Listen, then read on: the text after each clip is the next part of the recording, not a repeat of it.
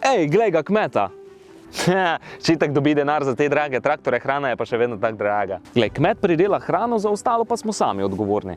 Zagotovo tudi ti želiš živeti v zdravem okolju in dostopati do hrane, ki je dobrega okusa, je polna vitaminov in hranilnih snovi. Sicer pa živeti na podeželju je zakon. Vsi radi čas preživimo v naravi, kaj ne? Da lahko naši kmetje na skrben in okolju prijazen način pridelujejo hrano za nas, je ključna podpora skupne kmetijske politike. Ej, veš kaj je to SKP? SKP! What the fuck?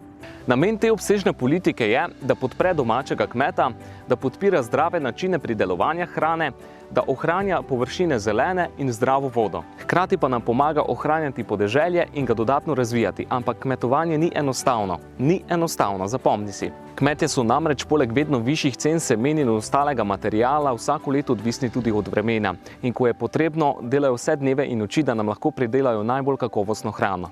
Tukaj gre za denar, ki ni namenjen samo kmetom, temveč vsem nam. Tako lahko kupiš domačo svežo pridelano hrano na katerikoli od tržnic z lokalnimi izdelki ali pa preprosto s klikom naročiš preko spletnih trgovin. Zdravje je v naših rokah, zato podpiramo lokalne kmete in pomagajmo pri ustvarjanju boljšega okolja. Če ti je bil video všeč, nam sledi, kmalu prihaja več nove video vsebine.